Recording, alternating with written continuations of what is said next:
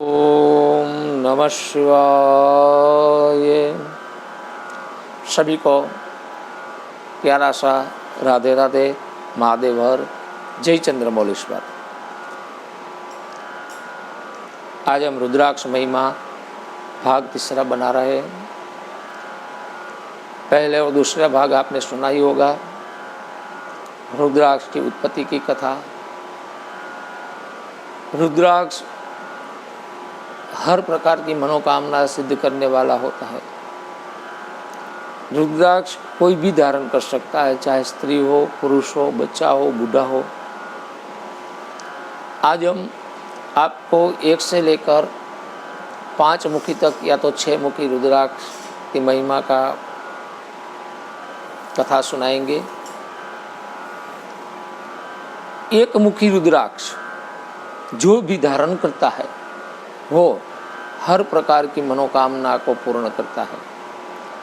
1 मुखी रुद्राक्ष धारण करने वाले व्यक्ति को किसी चीज़ की कोई काम करने की ज़रूरत नहीं।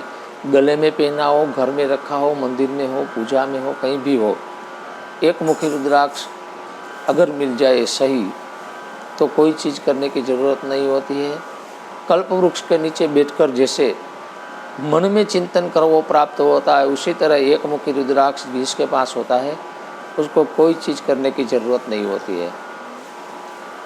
बहुत से लोग मुझे भी पूछते हैं कि गुरुजी मेरे पास 1 मुखी रुद्राक्ष है, फिर भी मुझे ये दिक्कत है, ये तकलीफ है। मैं बोलता हूँ भाई सही 1 मुखी रुद्राक्ष नहीं होगा। तो वो कहते हैं नहीं नहीं गुरुजी उसमें शिवलिंग अंकित है, कोई कहते हैं नागदेव अंकित है, कोई कहते हैं त्रिशूल अंकित है। तो पहले तो ये बता दूँ कि 1 मुखी रुद्राक्ष के अंदर ऐसी कोई चीज़ अंकित होती नहीं है। 1 मुखी रुद्राक्ष देवानाम दुर्लभो, देवताओं को भी दुर्लभ है। मैंने तो यहाँ तक सुना है कि 1 मुखी रुद्राक्ष कलयुग में लुप्त हो गया है, क्योंकि वो तो स्वयं साक्षात शिव स्वरूप है। 1 मुखी रुद्राक्ष साल में 3 होते हैं, ये भी कथा है। एक पशुपतिनाथ को चढ़ाया जाता है, एक वहाँ के नेपाल के राजा को दिया जाता है, और एक लड्डू के अंदर रखकर प्रसाद के 2 रुपये बांटा जाता है। प्रसाद के तौर पे बांटा, जिसके भाग्य में उसे मिल जाता है। साल में 3 ही होते हैं, तो 1 मुखी रुद्राक्ष की संभावना ही नहीं है। और दूसरी बात मैंने पहले ही भी बताया वैसे कि उसमें कोई चीज़ अंकित नहीं होती, और रुद्राक्ष को देखते ही आपको पता चल जाएगा कि वो 1 मुखी है। और विद्वानों का मत तो ये भी है कि 1 मुखी रुद्राक्ष को सिद्ध करने की ज़रूरत नहीं है, लेकिन कलयुग है तो हमें सिद्ध करके ही उसको रखना चाहिए अगर मिल जाए तो। 1 मुखी रुद्राक्ष किसने धारण किया था? बाणासुर, आपने सुना होगा, कृष्ण की कथा में आता है। जो ओखाबाई है, अनिरुद्ध जी है, उसके ससुर और ओखाबाई के पिता भगवान श्री कृष्ण के समधी थे। 1 मुखी रुद्राक्ष रावण ने धारण किया था, जो सभी शास्त्रों का ज्ञाता हो गया था।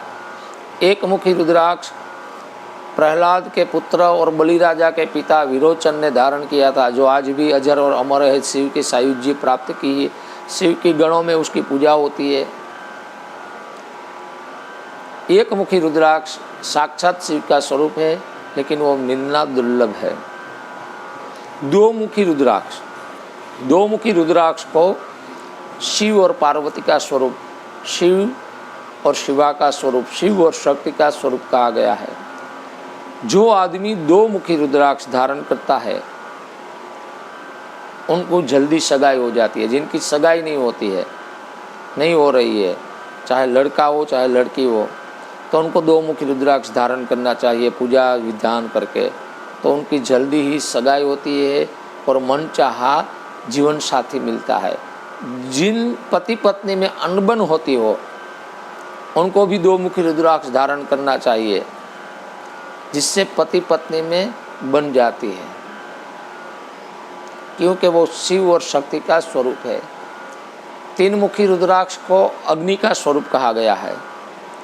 जिनको आत्मविश्वास की कमी हो, हड्डी की तकलीफ हो, लहू की, चमड़ी की तकलीफ हो, उन लोगों को 3 मुखी रुद्राक्ष सिद्ध करके पहनना चाहिए, तो उनको ये सारी तकलीफें दूर हो जाती है। चार मुखी रुद्राक्ष को ब्रह्मा जी का स्वरूप कहा गया है। जिनको विद्या की प्राप्ति की जरूरत हो, पढ़ा हुआ याद नहीं रहता हो, बार बार भूल जाते हैं बच्चे, पढ़ाई लिखाई में भूल करते हैं, ज्ञान की प्राप्ति के लिए, संगीत क्षेत्र में आगे बढ़ने के लिए, गाने के लिए, आवाज़ को सुधारने के लिए चार मुखी रुद्राक्ष धारण करना चाहिए। चित्रकार हो, उनको भी चार मुखी रुद्राक्ष धारण करना चाहिए।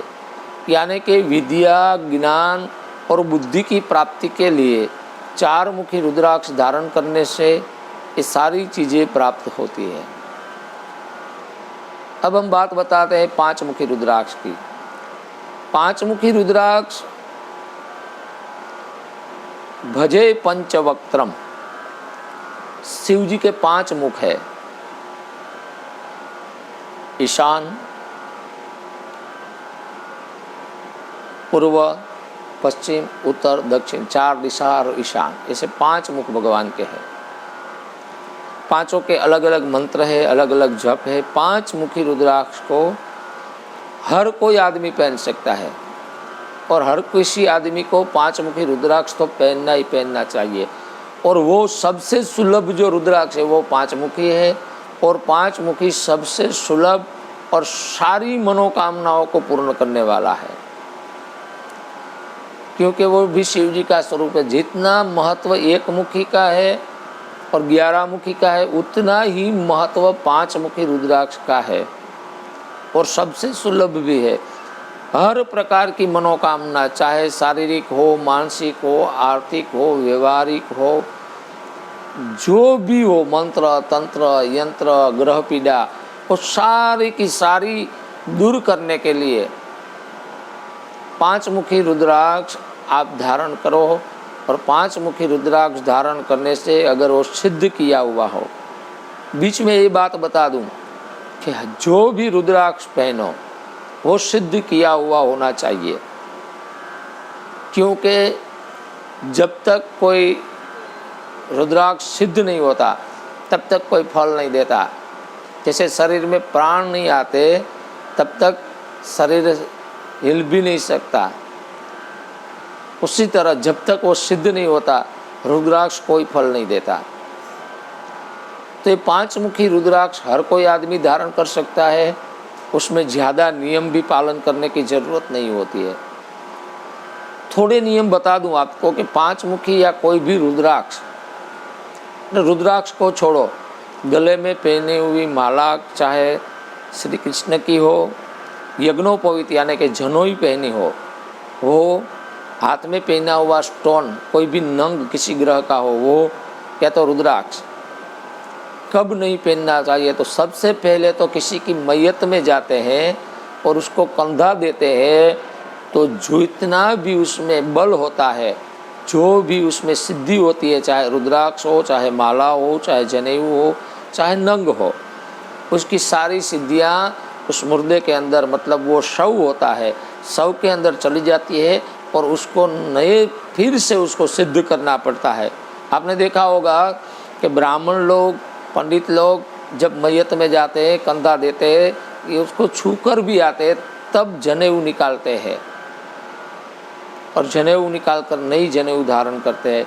उसी तरह किसी अपवित्र जगह पर जब जाए तब उस चीज़ को निकाल देना चाहिए। बाकी खाते पीते, सोते, उठते, बैठते किसी भी समय उसको निकालने की ज़रूरत नहीं होती, क्योंकि कमर के ऊपर पहनी हुई हर वस्तु पवित्र होती है और वो पवित्र ही रहती है। तो ये रुद्राक्ष की महिमा अगर आपको पसंद आई हो तो आप इसको शेयर करें, लाइक करें और हमारे चैनल को सब्सक्राइब करके अपने मित्रों में सभी जगहों पर खूब आगे बढ़ाइए। हम 6 से लेकर 10 मुखी तक रुद्राक्ष की कथा आगे के भाग में आपको सुनाएंगे। साथ में हम और वीडियो में घर में रखी जाती हुई घंटी किस प्रकार की होनी चाहिए, घंटी क्यों रखी जाती है, शंख क्यों रखा जाता है, और आजकल जो श्री लिखते हैं ना, श्री, वो श्री सभी जगह पर मैंने देखा है 100% गलत श्री लिखते हैं। सही श्री किस तरह से लिखा जाए वो भी हम रुद्राक्ष महिमा के बाद में आप सबको बताएंगे। ऐसी बहुत सी चीज़ें पूजा की हम बताएंगे। तब तक के लिए सभी को प्यार भरा राधे राधे, महादेव हर, जय चंद्रमौलेश्वर।